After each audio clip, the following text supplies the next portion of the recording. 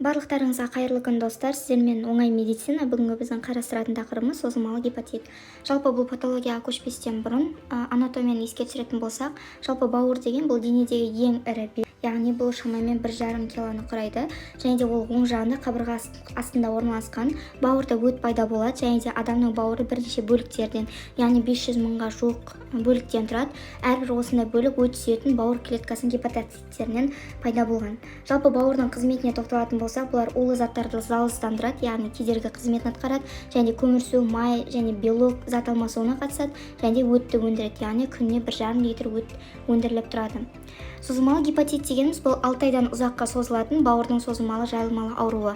Бауыр циррозынан айырмашылығы бұл созылмалы гепатитте бауырдың бөліктік құрылымы бұзылмайды. Осы екеуін көбінесе шатастырып жатады, яғни осының екеуінің айырмашылығы жаңағы бауырдың бөліктік құрылымы бұзылмайды. Жалпы осы созылмалы гепатиттің классификациясы бойынша, яғни жіктелуі бұл Лос-Анджелеста 1994 жылы этиологиясы және патогенезі бойынша вирусты гепатит, яғни Б, С, Д созылмалы гепатиттер деп бөлінеді, және аутоиммундық гепатит, бірінші, екінші, үшінші тип, және созылмалы дәрілік гепатит, және криптогенді созылмалы гепатит болып бөлінеді. Клиника биохимиялық және гистологиялық көріністеріне қарап, осы созылмалы гепатит жаңа белсенділігіне қарай, яғни некроздық қабыну процесінің ауырлық дәрежесіне қарай минималды, орташа және ауыр дәрежелі деп 3 топқа бөлінеді. Және де созылмалы гепатит сатыларына қарай, яғни фиброздың таралу дәрежесіне қарай, фиброз дамымаған және де әлсіз, шамалы, кішкене күшті дамыған, және де соңғы жаңа бауыр циррозы, яғни ақыры бауыр циррозына алып келеді. Жалпы осы вирусты гепатитте ең көп зақымдайтын вирус бұл В вирусы болып табылады. Яғни бұның құрылымына назар аударатын болсаңыздар, ДНК полимеразасы орналасқан, яғни ДНК тізбегі бар. Содан кейін бұл жерде БЦ деген бұл жаңағы Б гепатит вирусының өзектік антигені болып табылады. Және де БС деген бұл Б гепатит вирусының бетке антигені, және де БЕ деген бұл вирусының ішкі антигені болып саналады. Жалпы осы патогенезіне тоқталатын болсақ, яғни бұл жаңа қоздырушысы, осы Б вирусты қоздырушысы құрамында ДНК-сы бар ірі вирус болып табылады. Жаңа айтып кеткенде 3 топқа бөлінеді, өзектік, ішкі, бетке антигені болып табылады. Жалпы осы В вирусты гепатит 2 фазадан тұрады, яғни репликация және интеграция фазасынан тұрады. Гепатоциттер, яғни бауырдың жасушалары вирустың әсерінен зақымданбайды, оның антигенін танып білетін иммунитетке жауапты клеткалардан зақымдайды. Өзектік антиген мен ішкі антиген репликация фазасында иммундық реакция күші жоғары болып, бауыр жасушалары осы гепатоциттер некрозға ұшырай бастайды. Ал содан кейін екінші сатысында интеграция фазасынан вирустың геномы клеткалық геном аймағының ішіне келеді де, соның ішіне еніп қонады. Бетке антигенде иммунологиялық төзімді күй қалыптасады, ол процестің белсенділігін тоқтатып тастайды. Аурудың созылмалы түрде көшуі вирустың репликациясының ұзақтығы мен оның жаңағы науқас адамның иммунды жүйесіне, оның иммунная системасына байланысты болып табылады.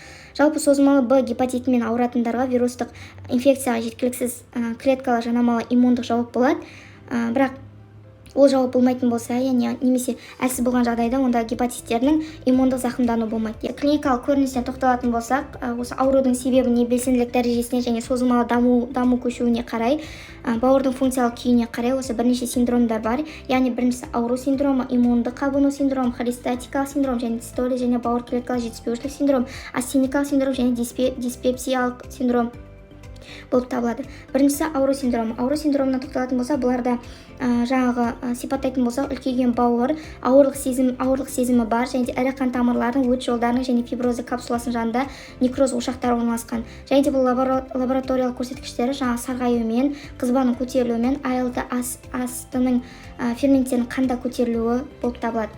Иммундық қабыну. Бұл жерде иммундық қабыну кезінде температураны көтерілуі болады, және де терлік, өкпелі, бауырлық, ішекті васкулиттер байқалады, және спленомегалия байқалады, яғни талақтың үлкеюі. Лабораториялық көрсеткіштерді тоқталатын болсақ, альфа-2 глобулинінің жоғарылауы, және де иммуноглобулин GMA-ның жоғары болуы, және гиперпротеинемия, яғни белоктың шамадан тыс көбеюі. Холестетикалық синдром бұл бауыршылық холестазбен өт компоненттерінің тінде қанда концентрациясын жоғарылауымен сипатталады. Клиникалық белгілеріне тоқталсақ, терінің қышынуы байқалады, және де сарғаюымен, терінің қоңыр пигментациясымен, дистоли және бауыр клеткалы жетіспеушілік синдром, гепатоциттердің дистрофиясымен еруі салдарынан жасушалық мембрананың өткізгіштігі және гепатоциттердің қызметі бұзылуымен жүреді.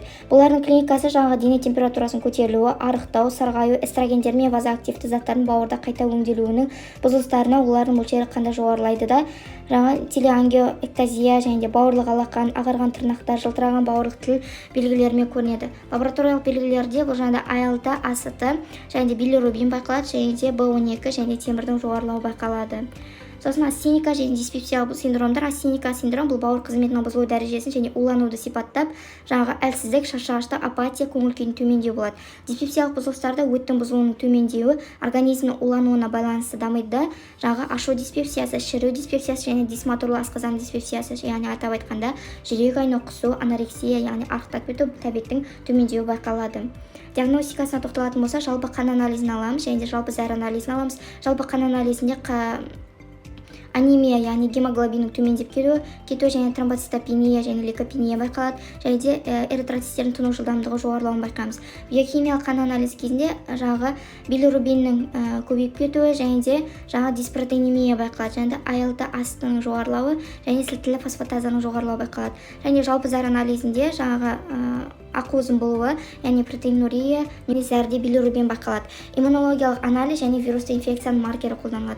Аспаптық зерттеулері тоқталатын болса, бауыр мен өт қабының ультрадыбыстық зерттеуі байқалады. Тегіс емес бауыртын анықталады, яғни көлемі үлкейгенін байқаймыз. Компьютерлік томография, гастроскопия, колоноскопия қолданылады.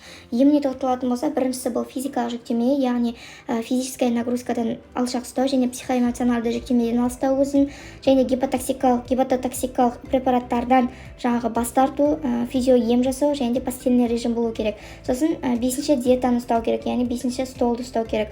Бұл жерде майлы еттің сортын және де балы, қуырылған тамақтарды, тұзды, ащы тамақтарды, тіпті свежий фрукты дейміз ғой, яғни балғын жемістерді пайдалануға, шпинат, кофе, алкоголь деген сияқты тіпті газды сусындарды қолдануға да болмайды. Вирусқа қарсы ем бұл гепатит кезінде орындалады. Вирустың көбеюін және бауыр рагы болу қаупін барын есептейді.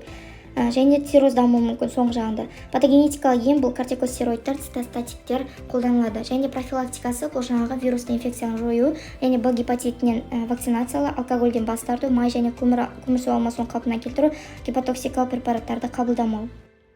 Сіздермен бірге болған қиын тақырыпты оңай тілмен түсіндіретін оңай медицина. Барлықтарыңызға сәттілік, оқуда жемісті болыңыздар.